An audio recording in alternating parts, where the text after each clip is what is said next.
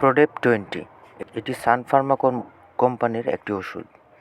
প্রোডেপ ফ্লুক্সিস্টাইন গ্রুপের একটি ওষুধ। এটি মূলত দেহের সেরোটোনিন বা খুশির হরমোন বৃদ্ধিতে ব্যবহৃত হয়। যে কোনো ধরনের মানসিক ব্যাধি যেমন ডিপ্রেশন, বুলিমিয়া নার্ভোসা বা নার্ভাসনেস, অবসেসিভ কম্পালসিভ ডিসঅর্ডার বা ওসিডি, যাকে আমরা বাংলায় সূচিবায়ু রোগ বলে থাকি, এর জন্য ব্যবহৃত হয়। প্রথম অবস্থায় 20 mg থেকে শুরু করে রোগের ধরন এবং কারণ বিবেচনায় এটি 80 থেকে 100 mg পর্যন্ত দিনে বিভিন্ন সময়ে ব্যবহৃত হতে পারে।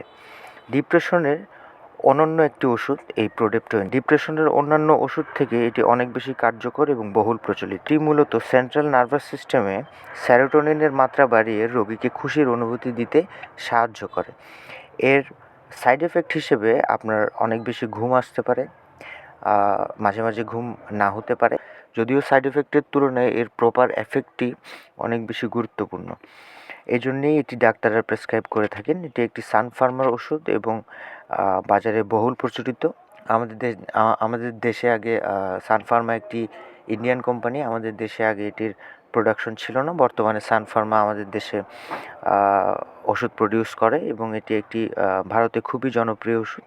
এটি প্রায় যাদের সিভিয়ার এবং মাইল্ড ডিপ্রেশন আছে এবং সোশ্যাল অ্যাংজাইটি আছে, তাদের ক্ষেত্রে খুবই বহুল প্রচলিত একটি ওষুধ।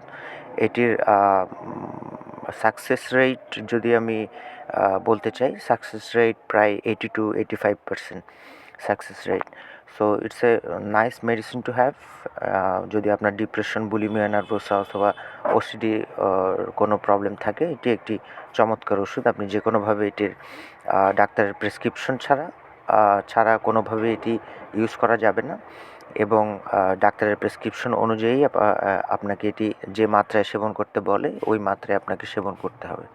ধন্যবাদ। আমাদের চ্যানেলটি সাবস্ক্রাইব করে রাখবেন এবং এই ধরনের আরও ভিডিও পাওয়ার জন্য চ্যানেলের সাথে যুক্ত থাকবেন। ধন্যবাদ।